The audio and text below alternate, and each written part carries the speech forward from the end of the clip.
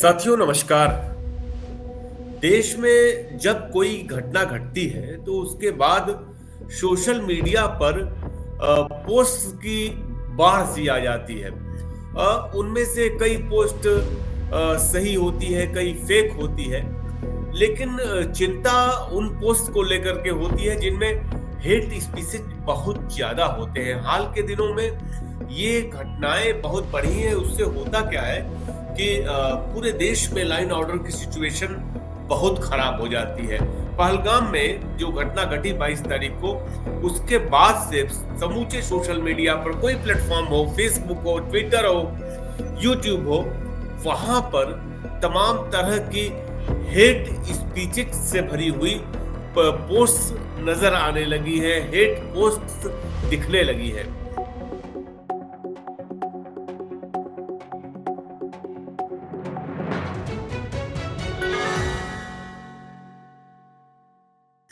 हमारे बीच आज मौजूद है दिल्ली विश्वविद्यालय में कानून शास्त्र की एसोसिएट प्रोफेसर डॉक्टर निधि सक्सेना। डॉक्टर निधि सक्सेना का एक परिचय और भी है, वो साइबर क्राइम की एक्सपर्ट है। निधि जी, आपका हमारे कार्यक्रम में शामिल होने के लिए बहुत बहुत धन्यवाद। डॉक्टर निधि सक्सेना, एक चीज बताएं कि ये जो किसी भी घटना के बाद देश में जो सोशल मीडिया है उसमें जिस तरह के हेट पोस्ट आना शुरू होते हैं बाढ़ की तरह, तमाम उसमें से 60-70% तक, 80% तक फर्जी दिखाई देते हैं। पहले मैं आपसे जानना चाहूंगा उनमें कितने सही होते हैं, कितने गलत, और क्या कोई कानून है जिससे इन्हें रोका जा सकता है? जी। बहुत ही महत्वपूर्ण प्रश्न है ये। देखिए, कितनी सही है कितनी गलत है इसका तो फैक्ट चेक ही हो सकता है। लेकिन हमारा जो भारतीय संविधान है वो अनुच्छेद 19 में 19 एक में एक ए में एक अधिकार देता है जिसे हम कहते हैं fundamental freedom of speech and expression. यानी कि हर व्यक्ति को स्वतंत्रता का अधिकार दिया गया है, वो बोल सकता है। जो अभिव्यक्ति की स्वतंत्रता है वो उसको दी गई है, जिसमें प्रेस की अभिव्यक्ति की स्वतंत्रता भी शामिल है। जी। लेकिन क्योंकि आपने जिस प्रश्न को उठाया है वो हेट स्पीच का है, तो मैं ये बताना चाहूंगी। पहली बात तो ये जो अभिव्यक्ति की स्वतंत्रता है ये केवल भारतीय नागरिकों को दी गई है, ये व्यक्तियों को नहीं है।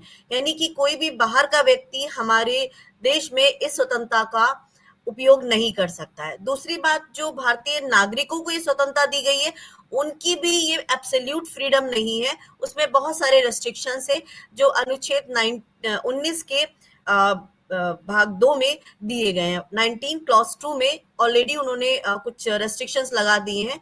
ये रेस्ट्रिक्शन लेजिस्लेटिव फॉर्म में आते हैं, यानी कि जो भारतीय संसद है वो कानूनी रूप से इस अभिव्यक्ति की स्वतंत्रता को कंट्रोल कर सकती है।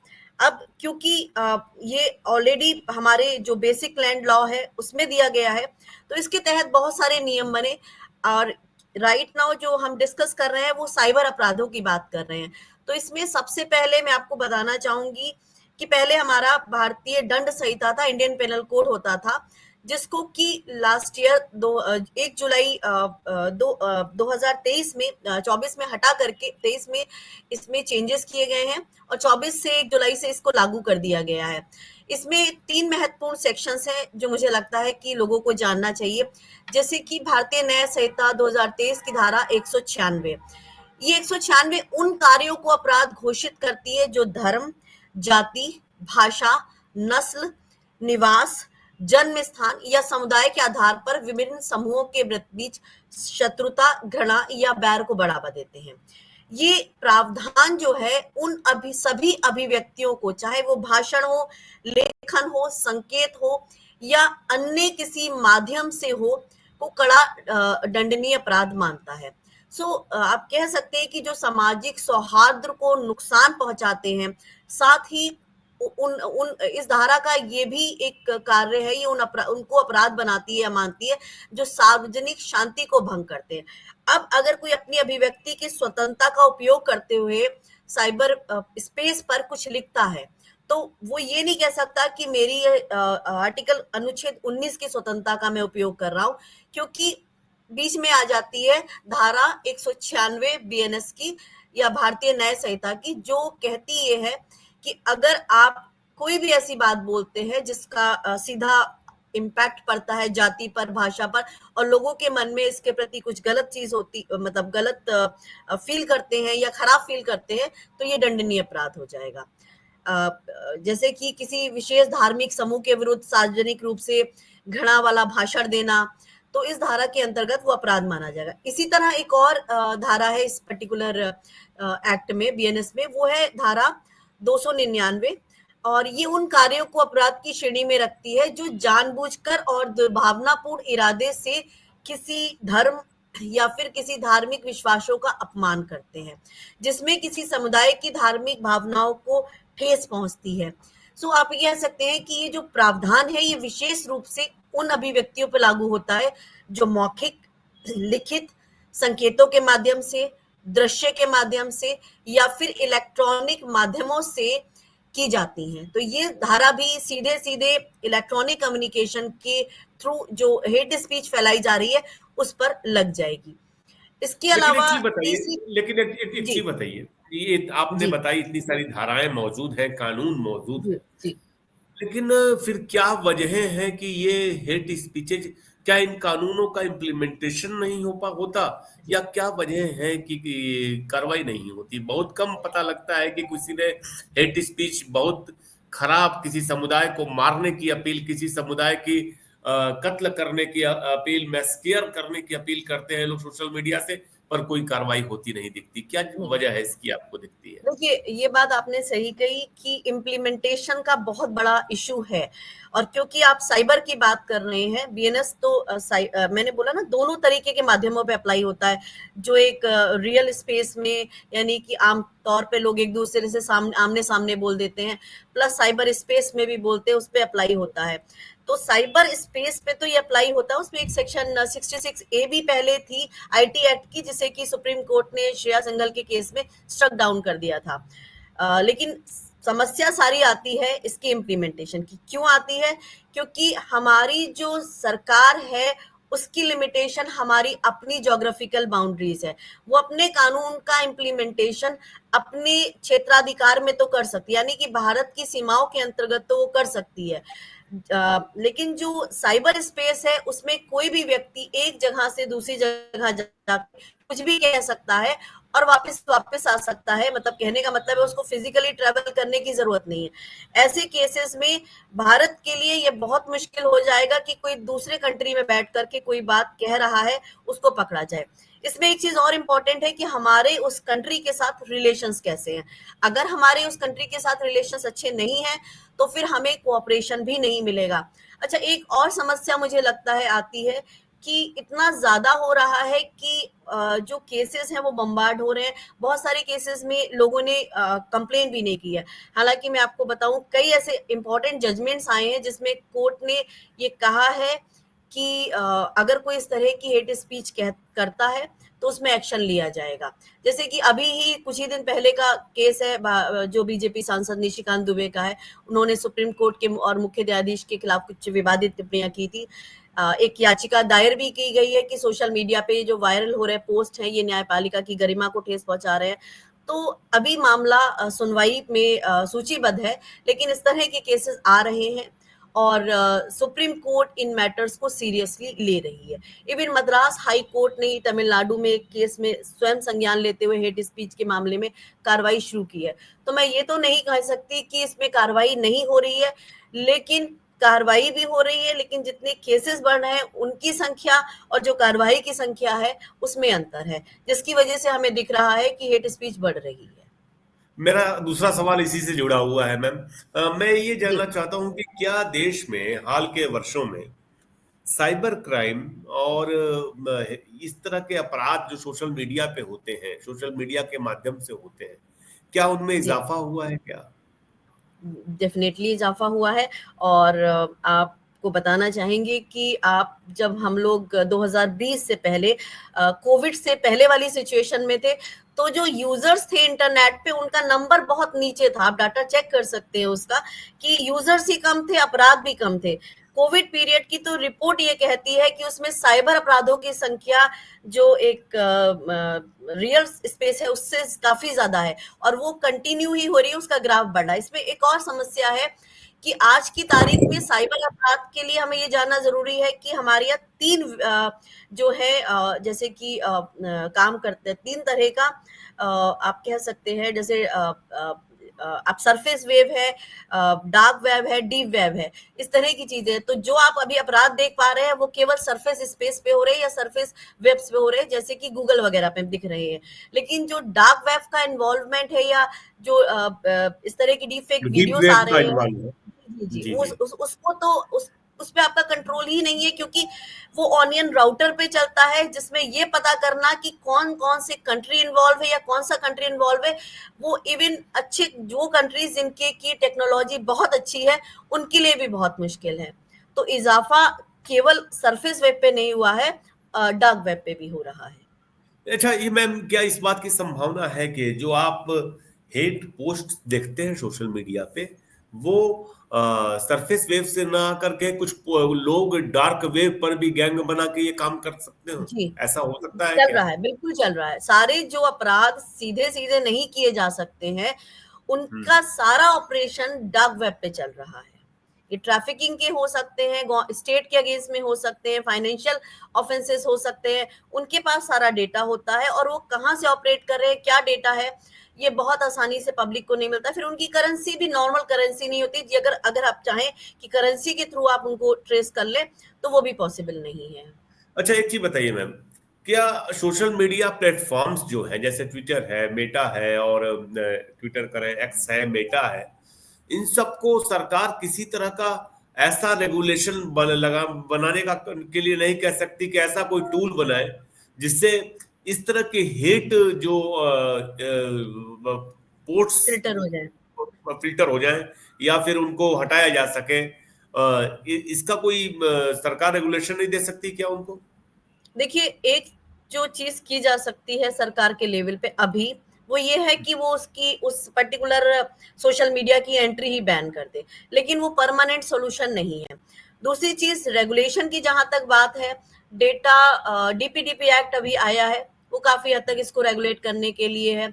इवन अदर कंट्रीज में भी चल रहा है।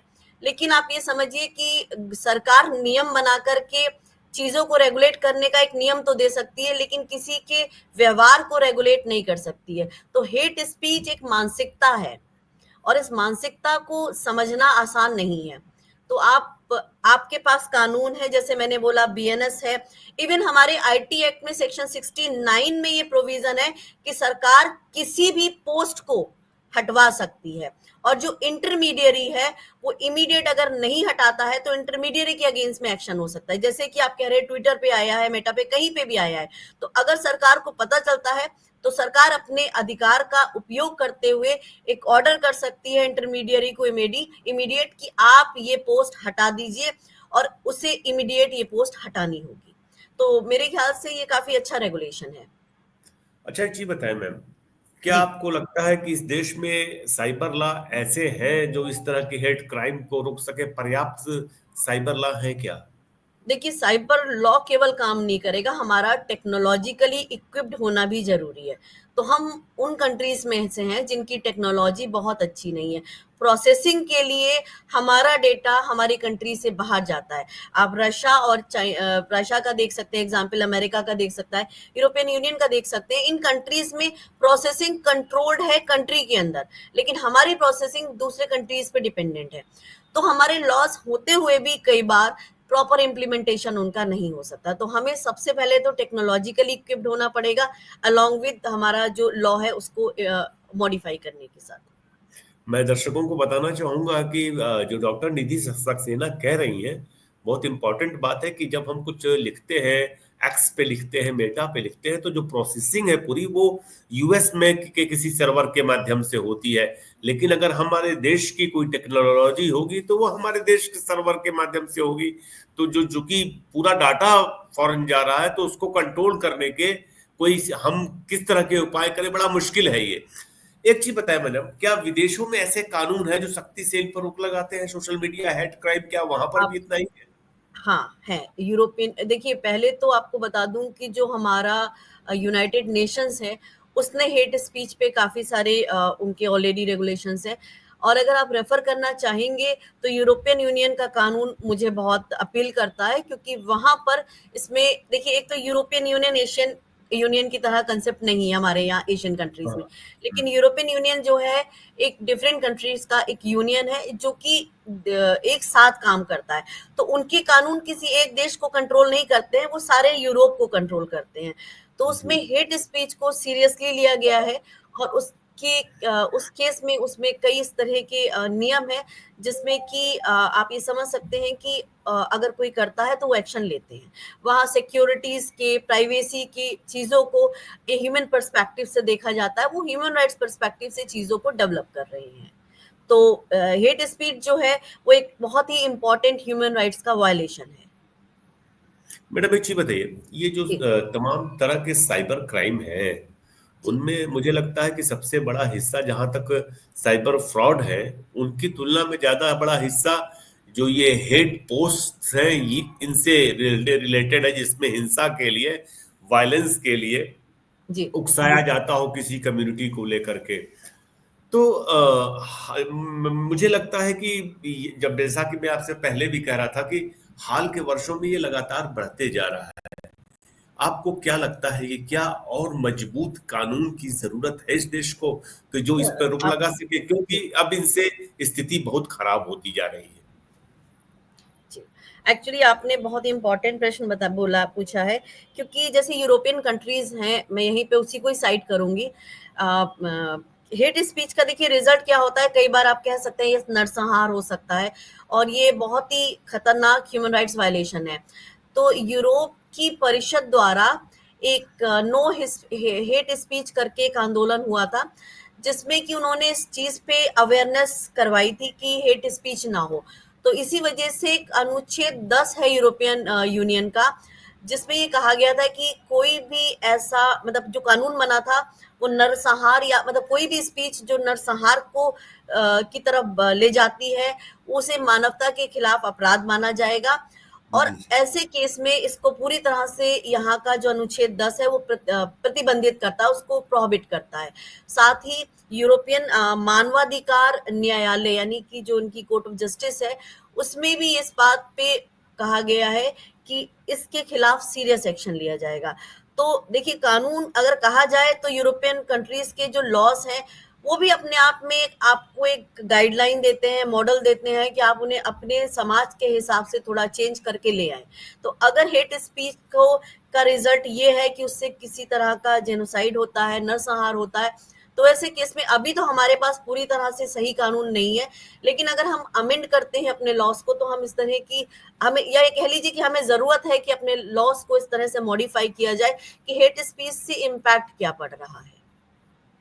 और उस केस में उसको एक हेनियस क्राइम मानते हुए हम पनिशमेंट का प्रोविजन रख सकते हैं। डॉक्टर यहाँ निधि यहाँ सक्सेना। जी, जी जी। जी। बोलिए, आप कुछ कह रही थी।